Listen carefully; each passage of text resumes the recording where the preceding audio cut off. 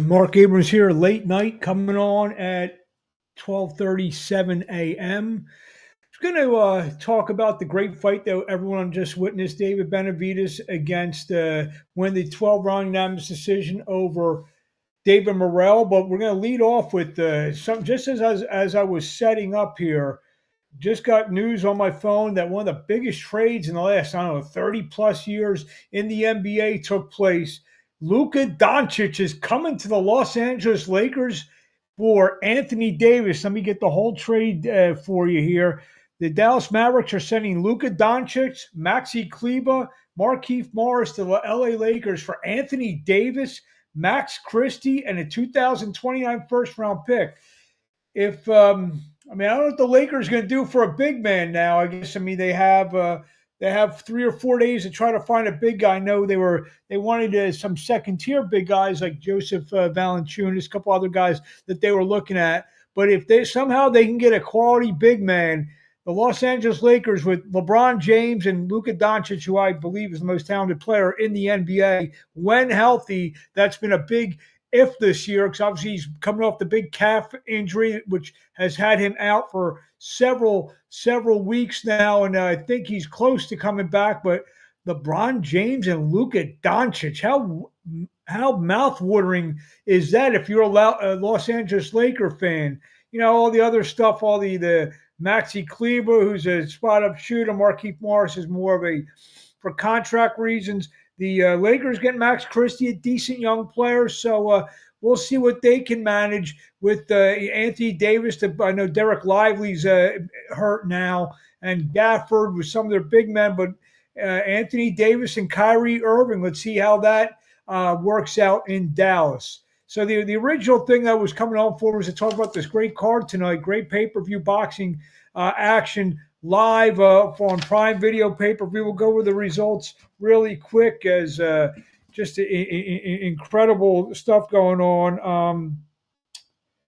Incredible stuff going on tonight in Las Vegas. Jesus Ramos stopped Jason Rosario in 8th round. Hopefully Ramos, couple things there. Hopefully Ramos said he's going back to 154 pounds where he becomes an instant player, a big-time player at 154 despite the loss to Erickson Lubin about a year ago, a very controversial defeat for Jesus Ramos. Looked good. Jason Rosario, we didn't need to see him after he got knocked out by Charlo several years back during the COVID era.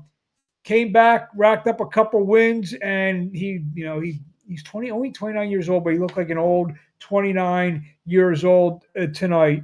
Also, Isaac Cruz and Angel Fierro. What a freaking war that was. It lived up to the billing. Two Mexican warriors going at it tonight, with Cruz winning the unanimous decision. It was a really good fight. Fierro raised his stock in defeat. He was kind of unknown before this fight tonight to some of the more mainstream boxing fans. The insiders knew Fierro was one of those tough guys, Tijuana guys. Eric Morales was his mentor or a guy he looked up to earlier in his career, and El Toribio would be proud of Fierro tonight. Isaac Cruz got the victory tonight. In the co-feature event, Stephen Fulton becomes a 2-division world champion as he wrestles the WBC featherweight championship away from Brandon Figueroa. Very good fight, Fulton. It was a little bit different in the first fight. The first fight was in the phone booth, kind of high volume punches. This is a sort of in the phone booth, but Fulton fought very crafty in there. Moved a little bit with his legs, sidestep, counter punched, and continuously outworked, out-hustled, and beat Figueroa to the punch. He is now a 2-division world champion, and it's a good story because Figueroa was feeling down and out. I guess maybe lost some confidence after the fight with Naoya Inoue. He came back, got a win over Carlos Castro. Didn't look good in that fight, but he was able to get the victory tonight. Now is a player, more than just a player, in the 126-pound division. And finally, the main event, David Benavidez punched his ticket. I read some stuff we'll get in a second. Very exciting fight at times. Scores the win over David Morrell. in a light heavyweight bout with some secondary, interim, and regular titles online. The main for all four belts is going to happen on February 22nd. The rematch between Artur Beterbiev and Dmitry Bivol. And from what I read, Turkey Al-Sheikh wanted the winner of this fight. That turned out to be David Benavidez.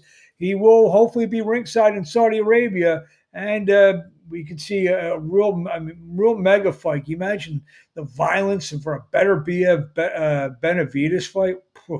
It's actually scary to think about if they get in the ring. But like I tweeted once, Benavidez reminds me of one of those relief pitchers. He just throws everything with bad intentions, everything hard. And tonight he busted up Morrell. Morrell had swelling under both of his eyes, and Benavidez looked good. He got the win. 118-108 was a little wide for me. The 116-112, the 116-1. No, it was 115-111. Those scores, I had 114-112. So the 118-108, those were a bit wide. So I'm going to digest this Luka Doncic trade. We're going to be back tomorrow. I've been a little bit under the weather. That's why you haven't seen me doing my picks and all that. But we're going to be back tomorrow in earnest. Get ready for Super Bowl week. We'll be in Nashville on Monday, Tuesday, Wednesday morning, and work on a couple special things for Super Bowl Sunday. So glad everyone had a chance to join me. Hope everyone loved these fights tonight. It really was a good card tonight. So you got to give the Premier Boxing champion some credit tonight. Real good matchups. I'll be at the next one, March 1st. Gervonta Tank Davis take on Lamont Roach at Barclays Center in Brooklyn, New York. I want to thank everyone for joining us tonight. We'll